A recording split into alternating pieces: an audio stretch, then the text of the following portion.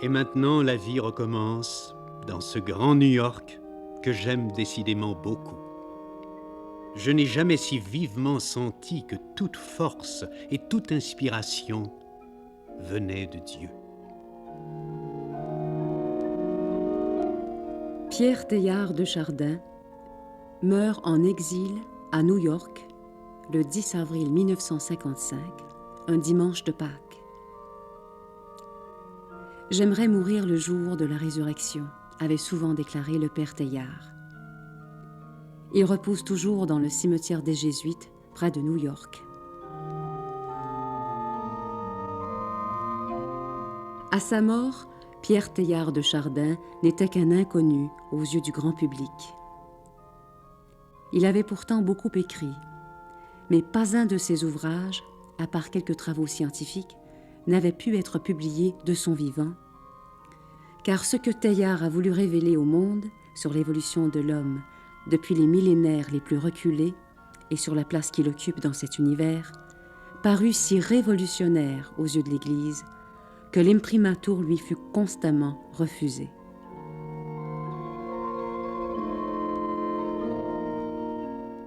Pèlerin de l'avenir, comme il se nommait lui-même, Teilhard de Chardin, à la fois savant et jésuite, fut non seulement un paléontologue de réputation internationale, mais un penseur universel, dont l'inspiration essentielle fut de réconcilier l'amour pour le monde et l'amour pour Dieu, la science et la foi.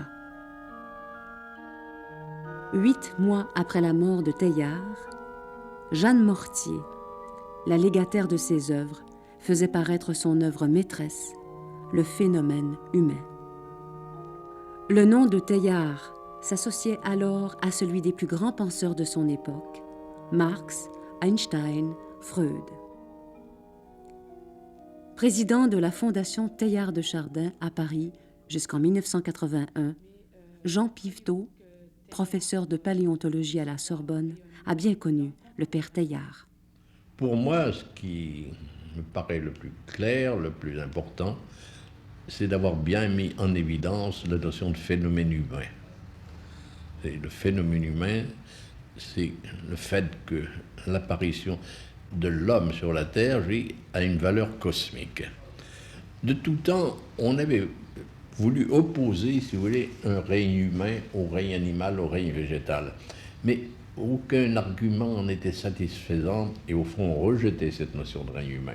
Mais nous la reprenons, je crois, sous une forme un peu différente, enfin nous, pas tout le monde bien entendu, grâce un peu à Teilhard. Le phénomène humain, si vous voulez, prend toute sa valeur.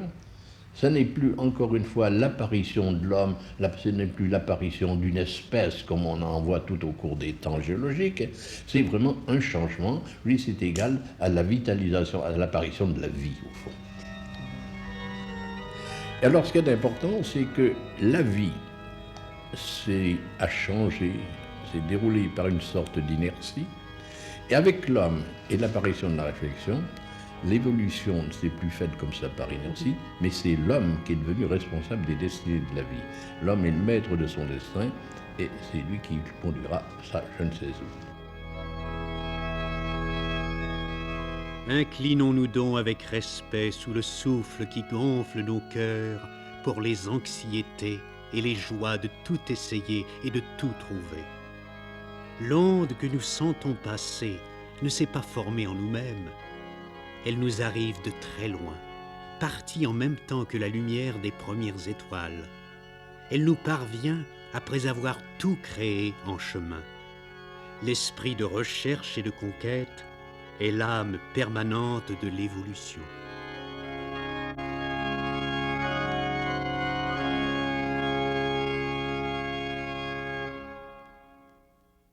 Pierre Teilhard de Chardin est né en France, au château de Sacernat, le 1er mai 1881.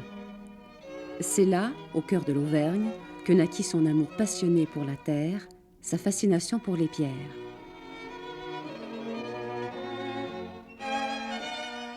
À 9 ans, il devient élève des Jésuites à Mongré et entre lui-même dans la Compagnie de Jésus en 1899. Pendant son juvénat à Jersey, puis au Caire comme professeur, Teilhard s'initie sur le terrain à la géologie et à la paléontologie. 1923, Teilhard part pour la Chine. Cheminant à travers les déserts, il y écrira sa célèbre « Messe sur le monde ».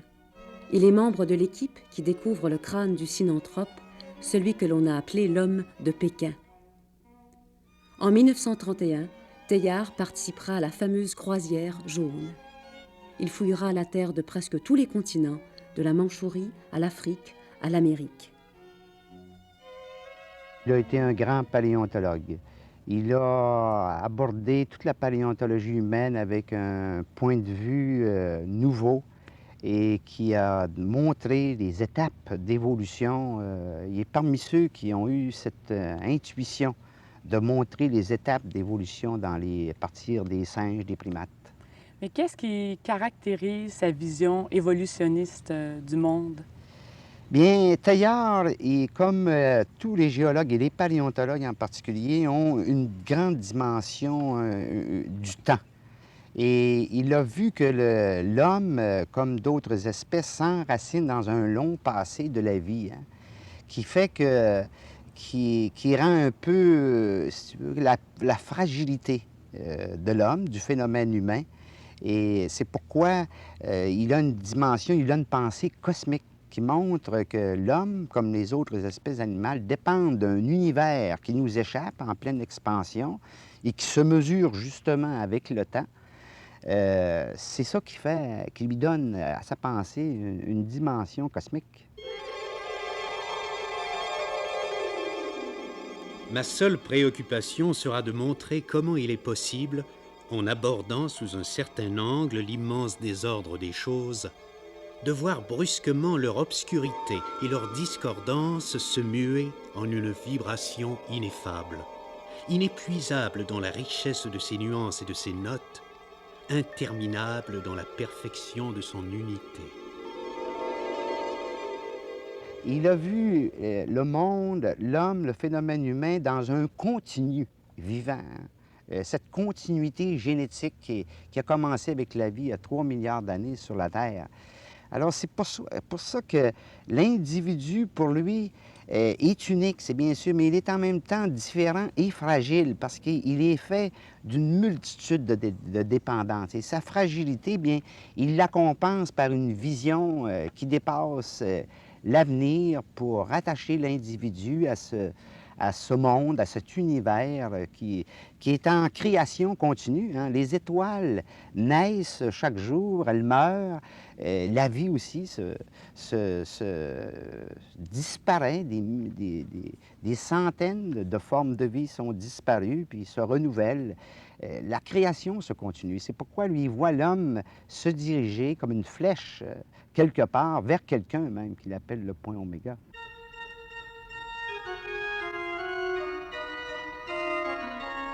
En 1859, le naturaliste britannique Charles Darwin renouvelle sur le plan scientifique la notion d'évolution. Dans la même foulée, Teilhard l'étend à toute l'évolution de la matière dans le cosmos et, bien sûr, à l'homme sur la Terre. L'originalité de la pensée du père Teilhard est de nous présenter Dieu au bout de l'évolution. C'est dans le point oméga que l'homme trouve sa fin et son achèvement, là où convergent l'accomplissement du monde et l'accomplissement de Dieu.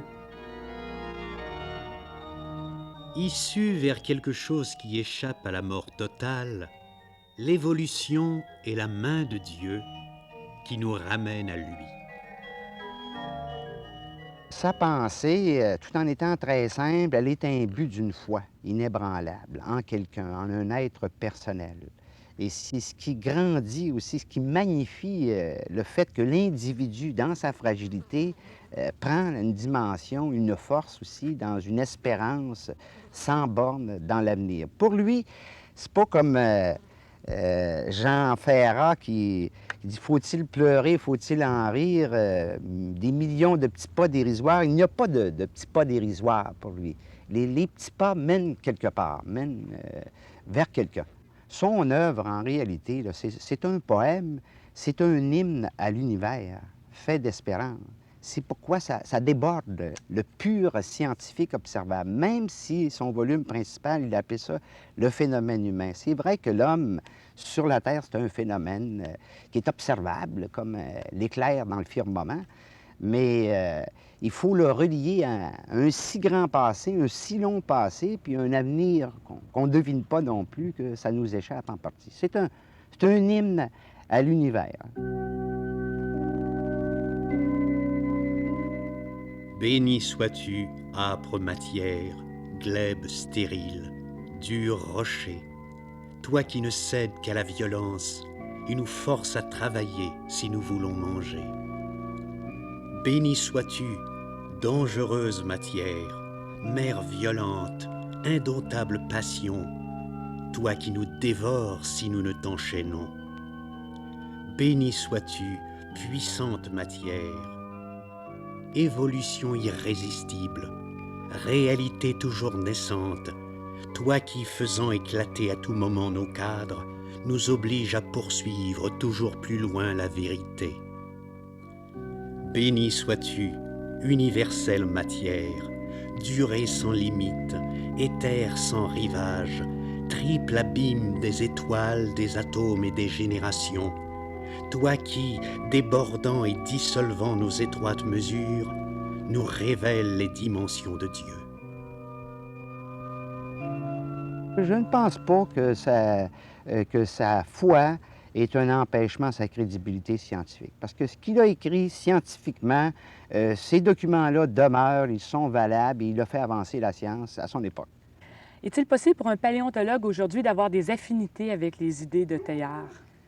Ah, c'est possible. Puis moi, je me sens certaines affinités à la pensée de Teilhard.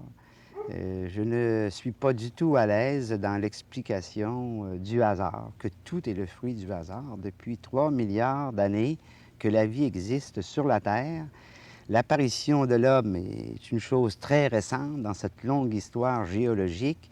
L'univers est en expansion. Les multiples facteurs qui ont conditionné la vie et notre propre existence, ça ne me satisfait pas l'explication par le hasard. Alors, je me sens plus d'affinité avec la pensée de Teilhard, personnellement. C'est-à-dire que la science n'explique pas tout. La science n'explique pas tout. Donc, il faut déborder, il faut avoir la pensée de Teilhard, cet avantage d'aller au-delà de la science, d'après moi. La Première Guerre mondiale éclate. Teilhard de Chardin s'engage alors comme brancardier. En 1916, à la veille de l'attaque par son régiment du village de Douaumont, il écrivait ces lignes. Je vais aller à cette affaire religieusement, de toute mon âme, porté par un seul grand élan dans lequel je suis incapable de distinguer où finit la passion humaine, où commence l'adoration. Et si je ne dois pas redescendre de là-haut, je voudrais que mon corps restât pétri dans l'argile des forts, comme un ciment vivant jeté par Dieu entre les pierres de la cité nouvelle. Pour nous, prêtres soldats, la guerre fut un baptême dans le réel, disait Teilhard.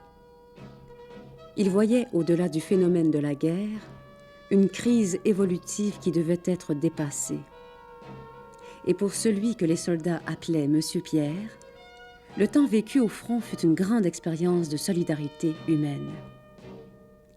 La genèse de la pensée de Teilhard se retrouve dans les écrits du temps de la guerre. C'est là que nous sentons, au-delà des obus et des torpilles, l'énergie d'un Teilhard de Chardin capable d'étreindre le cosmos. Cette pensée-là, en fait, elle est un optimisme, elle reflète un optimisme foncier qui est extrêmement prenant chez Teilhard. Malgré la souffrance de la guerre. Et c'est ça, c'est pas un optimisme béat qui dit, bon, tout va finir par s'arranger. C'est un optimisme qui est lié à un sens de l'histoire, qui est lié à une très grande confiance de croyants, une très grande confiance en Dieu. Et on voit cela à travers tous ces textes. Malgré la souffrance, malgré le mal, Teilhard dit non, le mal n'aura pas le dernier mot sur l'homme. ça n'est pas vrai que le mal va avoir le dernier mot sur l'homme. La vie est plus forte que cela. Il y a donc un acte de foi en la valeur même de l'homme aussi, de la personne. Oui, oui, ça c'est très net chez Teilhard. Cette foi en l'homme, cette confiance en l'homme, elle est très nette dans l'œuvre de Teilhard. Même si à certains moments, on a pu trouver que la pensée de Teilhard avait certains aspects un peu totalisants. On a reproché à Teilhard à certains moments cette phase de développement de l'homme où l'homme serait tellement plus uni avec les autres qu'on se disait, est-ce que la personne ne sera pas un petit peu imbibée dans un grand tout? Mais je pense que Teilhard demeure très personnaliste, malgré des dessins plus amples où il montre que l'homme ne peut plus vivre solitaire comme il était. Il montre que dans sa solidarité avec les autres, l'homme continue d'être une personne en qui on doit mettre sa foi. La pensée de Teilhard de Chardin eut l'effet d'une bombe dans le monde catholique de l'époque. Sa vision était en opposition avec l'interprétation traditionnelle de la Genèse. Ses supérieurs lui retirèrent sa chaire à l'Institut catholique de Paris. On lui donna même l'ordre en 1947 de cesser d'écrire sur des sujets philosophiques. L'année suivante, on lui interdit de briguer une chaire au Collège de France avant de l'exiler définitivement à New York en 1951. « M'entendra-t-on jamais ?» écrivait-il à sa cousine préférée, Marguerite Teilhard-Chambon. Mais l'auteur de ce magnifique traité de spiritualité, Le milieu divin, restera fidèle à sa foi jusqu'à la toute fin. Le milieu divin est un classique, moi je pense, de la littérature spirituelle. C'est un classique qui rejoint les grands classiques de la spiritualité chrétienne, mais avec une note assez particulière à Teilhard, qui laisse voir toute sa formation scientifique et toute sa conception générale du monde.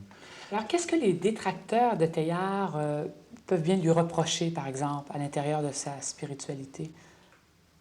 Au fond, on lui reproche souvent quelque chose qu'il n'a jamais voulu faire. On lui reproche de ne pas être théologien systématique, et je veux dire, le reproche tombe à vide parce que ce n'est pas du tout ce qu'il a voulu faire.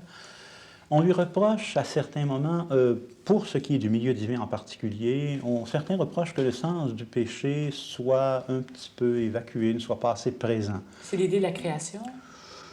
Non, c'est l'idée de la faute personnelle de l'homme. On dit qu'il n'attache pas, il ne manifeste pas assez de précision quant à la faute personnelle de l'homme. Il semble, ces détracteurs vont dire qu'il semble que pour Teilhard, le sens du péché, c'est simplement une faiblesse qui arrive comme ça dans l'univers à un moment donné, et on ne situe pas assez la culpabilité profonde et réelle de l'homme par rapport à cela. Qu'est-ce que vous en pensez, vous?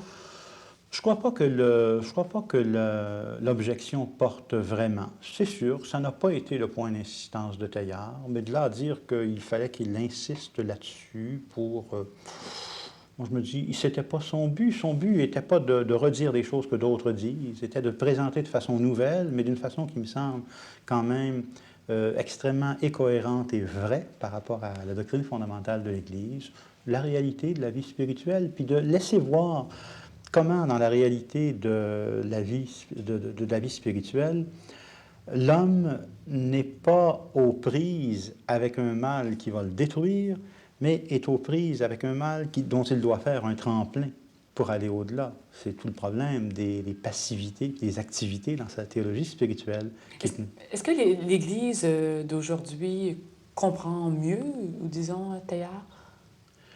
Je crois que oui. Je crois que des réticences qu'on a pu avoir à un certain moment contre Teilhard étaient liées au fait qu'on avait sûrement une pensée théologique un petit peu plus unitaire que celle qu'on a aujourd'hui. Je pense que l'éclatement de la pensée fait qu'on accepte beaucoup plus facilement aujourd'hui que les angles de vision de la foi puis de la révélation peuvent être plus diversifiés qu'on ne le croyait autrefois. Et à ce moment-là, la pensée de Teilhard arrive comme un angle de vision parmi d'autres, et un angle de vision qui ne s'est jamais voulu systématique puis exhaustif.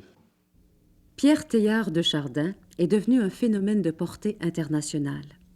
Ses œuvres, le phénomène humain, l'apparition de l'homme, le milieu divin, le cœur de la matière, pour n'en citer que quelques-unes, ont été traduites dans toutes les langues, en anglais, en allemand, en russe, en hollandais, etc.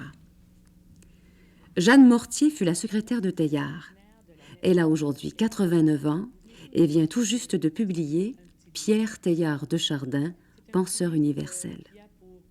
On lui doit la publication des œuvres du père Teilhard après sa mort. Où il épanouissait les êtres et jamais il les brusquait. C'était vraiment une forme de sainteté exceptionnelle. Et une forme de synthèse aussi. Il avait un peu de l'aspect de tous les saints. Très renoncé, puisque la vie qu'il menait dans les déserts, à la Croisière jaune même, était une vie de renoncement exceptionnelle. Sans repos, pour ainsi dire. Lui aussi n'avait souvent pas une pierre où reposer sa tête. Et quand il ramenait 30 sacs de sable, de pierres taillées de fossiles, et qu'avec des mulets, il les portait tout le temps sous le soleil de feu. Il n'y avait aucun camion à l'époque. Des boîtes de conserve vieilles, sous le soleil de feu, vous voyez ce que ça donne? À la fin, il a cette parole, en écrivant à sa cousine: il me faut repartir dans les auberges sales. Mais pour Dieu, qu'est-ce qu'on ne ferait pas? Il était inévitable que, parti à la recherche du cœur de la matière, je me trouve un jour face à face avec le féminin. Teilhard a été un adorateur du féminin chez nombre de femmes. Nommons seulement sa cousine Marguerite Teilhard-Chambon, à qui il écrivait ces lignes. Dans les rapports avec autrui, on ne saurait jamais être trop bon ou trop doux dans les formes. C'est dans son journal et sa correspondance que le père Teilhard s'est surtout livré. Il a beaucoup écrit à Jeanne, sa fidèle collaboratrice. Vous avez peut-être été la femme la plus importante de la vie du père Teilhard. Ça. La femme la plus importante, ça a été sa mère, qui a certainement influencé énormément sa spiritualité. Surtout vers le cœur du Christ, symbole de l'amour du Christ. Et comme l'amour pour lui était l'énergie suprême, il a puisé certainement cela, il le dit d'ailleurs dans le cœur de la matière. On a souvent qualifié Pierre Teilhard de Chardin de visionnaire. Certains l'ont même baptisé le prophète du XXIe siècle. Le mot évolution résonnait sans cesse en lui comme une magie, une promesse, un appel. Il aurait aimé faire un front commun avec tous ceux qui croient que l'univers avance et que nous sommes chargés de le faire avancer. Parmi les penseurs contemporains, Roger Garaudy a été l'un des premiers à rendre hommage à la pensée du père Teilhard. Roger Garaudy, homme d'action, philosophe et humaniste, retrace ici la place qu'occupe Teilhard dans l'histoire des idées. Il a réussi à se placer au point central de toute vie humaine, au sommet d'où l'on peut dominer tout le reste, c'est-à-dire au point où l'acte de création artistique, et je tiens Teilhard pour un grand poète, l'action politique au sens le plus large du mot, c'est-à-dire celle qui concerne l'avenir de l'homme, c'est celle qui permet de faire chaque homme un homme, c'est-à-dire un créateur à l'image de Dieu, de créer toutes les conditions économiques, politiques, sociales, culturelles pour que chaque enfant qui porte en lui le génie de Mozart puisse devenir Mozart, et où enfin l'acte de foi religieux ne font qu'un. Je crois que c'est là le mérite essentiel de Teilhard, d'avoir réussi à unir ainsi l'acte de foi, l'acte politique au sens le plus large, et l'acte de création poétique. On dit que Teilhard a fasciné même les marxistes. Dans le fond, vous en êtes un. Comment expliquer cela? Je ne pense pas que Teilhard soit jamais allé dans le sens du marxisme, mais il est vrai qu'un marxiste se reconnaissait volontiers en lui, et je m'y suis aisément reconnu. J'ai d'ailleurs été son introducteur dans la traduction russe qui en a été faite par les soviétiques, précisément parce que pour lui l'histoire a un sens. Et je crois que ce qui nous unissait, c'était une même lutte contre l'idée de l'absurde. J'ai toujours été contre la conception de l'homme de Sartre. L'homme est une passion inutile. Je n'ai jamais pensé avec Camus que le monde était absurde et que nous n'avions qu'à rouler le tonneau de Sisyphe le rocher de Sisyphe. Je crois au contraire que ce monde a un sens et c'est en quoi nous nous reconnaissions si aisément en Teilhard. Est-ce que vous avez aussi une vision finaliste du monde? Pas du tout. Je crois même que les divergences, jusqu'à présent, je n'ai parlé que ce qui m'avait fasciné chez Teilhard. Les divergences sont très profondes, je les ai toujours marquées, même à l'époque où j'ai écrit sur lui et où j'ai été son introducteur auprès des marxistes. Les différences sont profondes précisément en raison de ce finalisme. Pour ma part, je ne crois pas qu'il y ait une sorte de providence, quelque nom qu'on lui donne, et même qu'il y ait un point oméga qui nous attendrait déjà. Je crois que rien ne nous est promis et que personne ne nous attend. Et qu'au fond, en chaque moment, nous sommes totalement responsables de notre avenir, de notre histoire.